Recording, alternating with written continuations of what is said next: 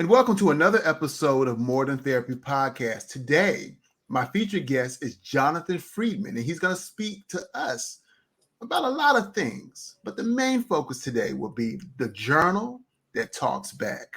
As a therapist, I find that journaling is one of the key tools that helps my clients in recovery. But this particular journal is a little bit different. In essence, it'll help somebody like me get on track and be on track. Jonathan, tell us about the journal that talks back. Absolutely. Hey, everybody. I'm Jonathan. I'm president of the Journal That Talks Back. We're a startup located in Toronto. We're launching in October.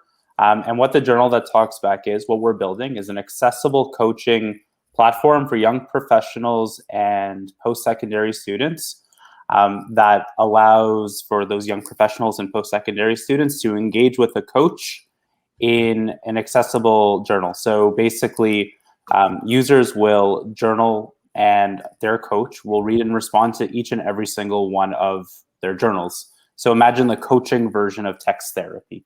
That's kind of the concept. A great tool, I was looking at it myself and I was like, this is, even though it says it's accessible coaching for young professionals, not deemed a young professional anymore. I'm a middle-aged professional. But oh, come on. But I was like, oh, this is something that I could see very beneficial. I know that in my podcast circle, a lot of people could utilize coaching regarding meeting their podcasting goals. I know in my mental health circle, a lot of mental health professionals could utilize a coach outside of licensure supervision to meet their personal goals, to meet their wellness goals. I think it's a phenomenal product. What inspired you to make such a product? For sure. So way before this was even a concept, I actually worked for about 8 years as a child and youth counselor. I worked primarily with young adults who had a primary diagnosis of autism and young children who had experienced trauma. And one of the main things that I would do was I would go into a home and I would use accessible and adaptive technologies to help these young people communicate. So an example of that could be, I'd walk into a house, there'd be holes on the wall, and I'd find out that that individual might have just wanted popcorn, and for years and years, they just didn't know how to ask for that. And using the power of technology and some of the really great tools that are out there, we were able to really access really positive patterns of communication. So fast forward, I tried marketing for a bit after that for a coaching company. And then when COVID hit, we looked at, there were a lot of young professionals who were needing coaching, but price points for coaching and a lot of other services were very high. And we thought, hey, there's probably a way to make coaching accessible both price-wise and in terms of the format for the needs of young professionals and post-secondary students. And Felipe, we'd love to have you on as well. While it's designed specifically to be, accessible for young professionals and post-secondary students, we are definitely open to anybody and everybody over the age of 18 to utilize the service. That's what's up. Your past, you said, has transitioned you to develop such an app to benefit even a larger range of people because it's worldwide accessible. What brought you into the field of human services, the helping field? Because that's a journey that people have different paths to get there. What was your journey? So right from high school, I went to business school. And when I was in business school, I took economics and courses like that. And I also took psych and psychopathology, like the study of mental illness and mental health. And I would be in economics class, and no matter how much I studied, I really struggled. And then I would go to my psychology classes and just be so excited and so eager to learn. And I wanted to know everything I could. And what happened was I ended up dropping out of the business side of the program at Waterloo. And I started looking for a program that could sort of meet my thirst for knowledge around psychology. And when I started doing some research, I was looking at, psychology, I was looking at social work, And I ended up with child and youth work because there really are a lack of like male representation in the field, and there's a lot of young men who needed male support. So I really wanted to meet that need. And as I started studying for that program, I got work right away, and it really sort of changed the trajectory of what even I thought I could do. Indeed, indeed. A lot of people don't realize the benefits of journaling. They look at it as keeping a secret diary, writing their events of the day. In your opinion, in your expertise, in your work that you've done, what are the benefits of journaling? So for me, I'll speak about my own experience, and I'm sure there's a lot of people that can relate. So for me, I struggle with anxiety, like very, very struggle. When I was younger, I used to be outside in our Toronto weather in Canada in minus 30 in a t-shirt, and I'd still sweat through because I was so anxious. There were so many thoughts rolling around in my head all the time. And they were a result of, a bunch of different experiences I had gone through, even as far back as myself being a young kid, all the way to my experiences in relationships in school with other people in my life who suffer with mental illness. And what I learned was that as I started to write things down, a lot of things that I couldn't even communicate would actually show up on the page. So even before I recognized and had gone for therapy and had gone for coaching to explore my anxiety disorder, a lot of what I thought were just behavioral pieces, the sweating, the tunnel vision, the shakiness, the weird communication during an anxiety attack, all of those pieces. Once I started to write it down, I really noticed that there was a lot more going on, and that there were incredible details that I didn't think were accessible in the same way. So one of the things I really love about journaling is it really unlocks some of the really deep stuff that's all the way locked in the back of your head and brings it right to the table, right to pen and paper. When you read it back, you say, at least for me, I say, wow, that's something that's truly I didn't think was there. And one of the things that we're trying to do with the journal that talks back is include a coach, a certified coach, to read and respond to those journals. So it kind of takes the journaling component to the next step. How do you get certified coaches on board? Like, what is your onboarding? What does it look like? How does it work? Mm-hmm. How do you advertise in a paper or in a website? Like, let's say I wanted to be a certified coach. Mm-hmm. How would I go about doing such? So for this initial test, because we're developing the app, we're launching in October. It's really a new thing. Where our parent company, Frame of Mind Coaching, has been a coaching company for almost 20 years.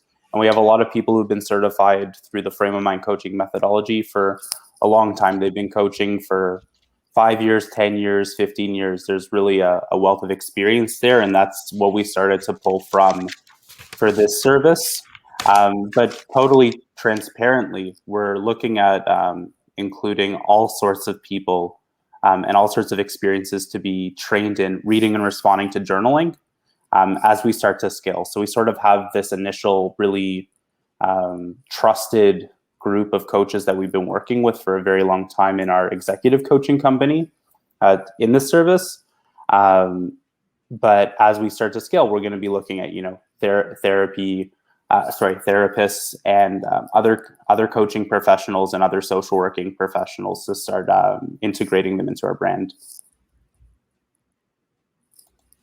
Indeed. I noted that for every subscription someone has, a portion of that subscription goes to help a person in need. Tell us about this great empowerment effort. Thank you so much. So when we started building out our core values as a company, and this term accessible and inclusion came up all the time, we wanted to create a service that was affordable for young professionals and post-secondary students to use. But a lot of students are in debt, and even though this is a more affordable service, that doesn't mean it's absolutely affordable. So what we wanted to do was create a pay it forward fund. And what it is $5 from every month of every subscription goes to the sort of pot to help afford the journal that talks back to people who couldn't otherwise afford it.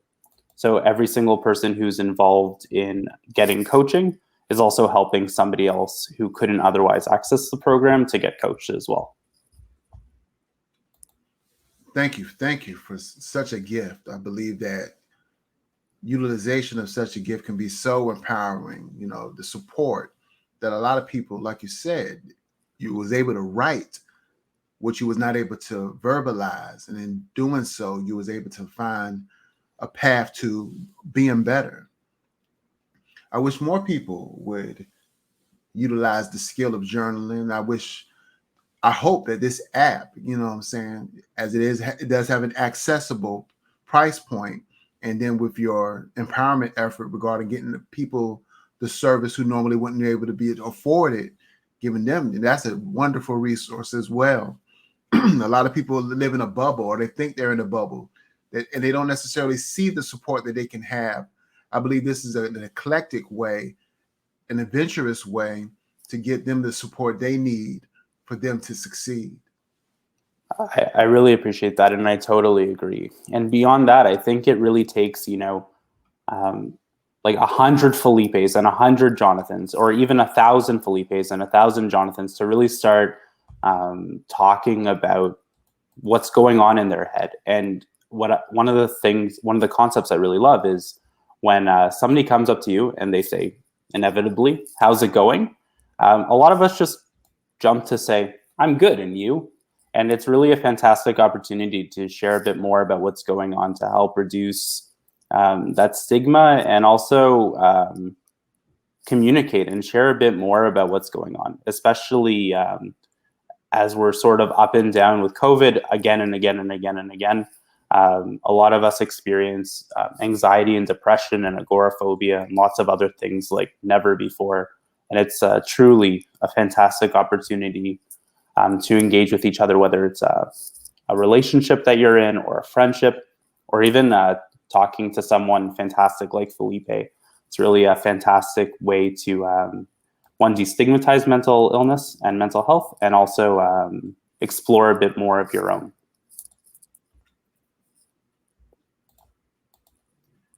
Indeed, indeed, indeed. If somebody was resistant to using such an app or resistant to journaling, what would be your opening statement for them to get a better understanding? What would be like your, I don't know, I don't know. What would you tell them? How would you pitch it to them so that they can get a better understanding? You know, I went to the web when I first heard about it, I was like, oh, that seems interesting.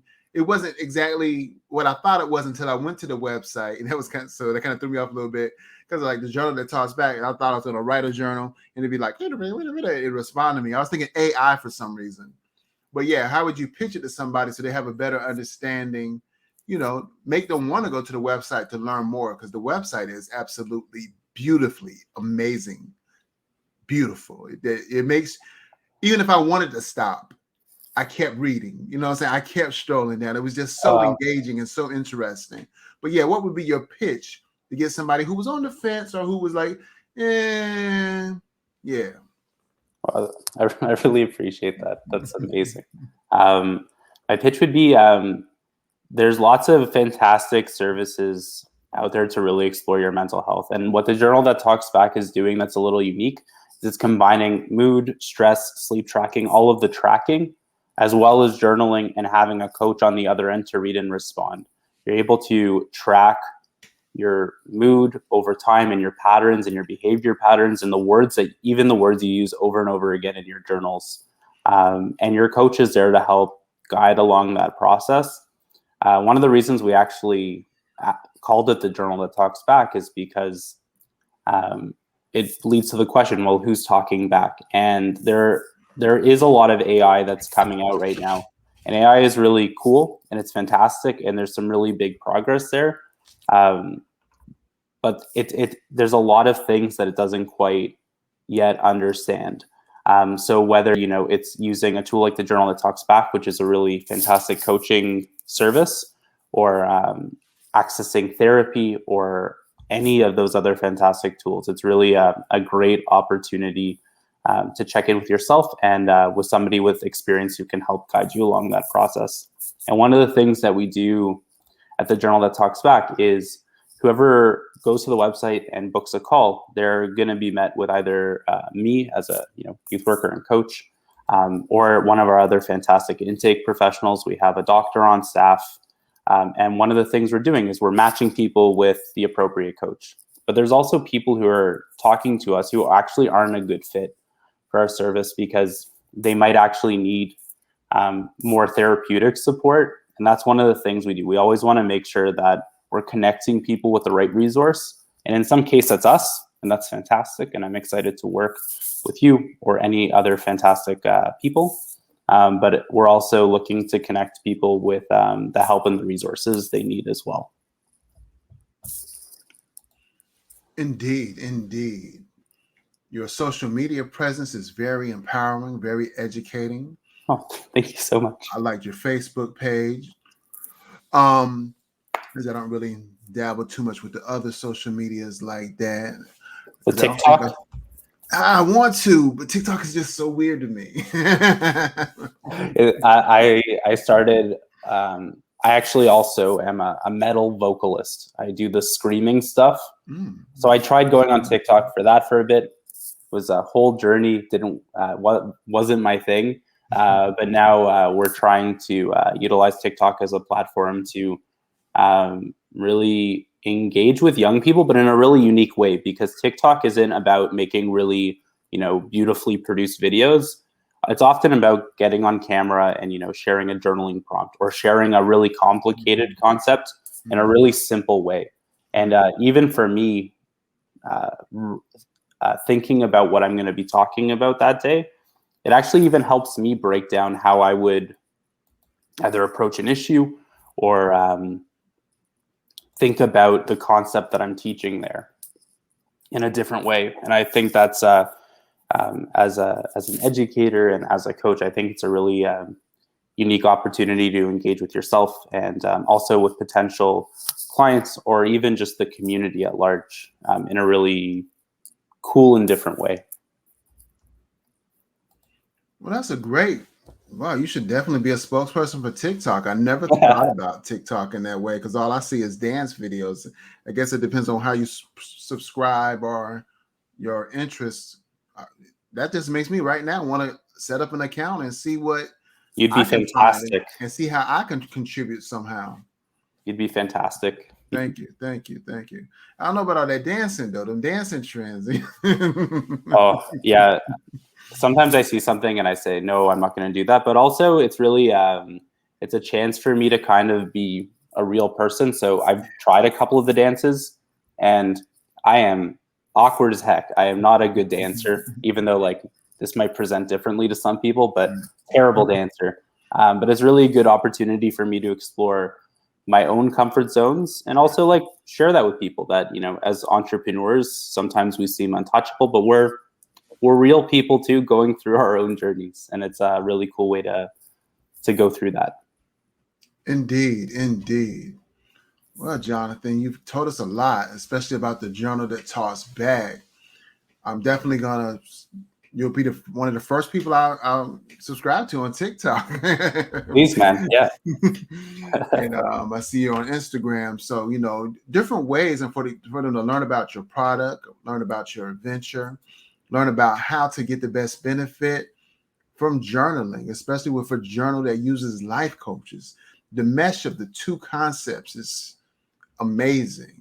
I believe your company is going to be great, very successful just based on that, especially as we were supposed to be coming out of the pandemic, but looks like we're going to get a part 2, that this type of support is very beneficial, especially regarding this norm that we find ourselves in, that people normally probably wouldn't have access to or think to have access to.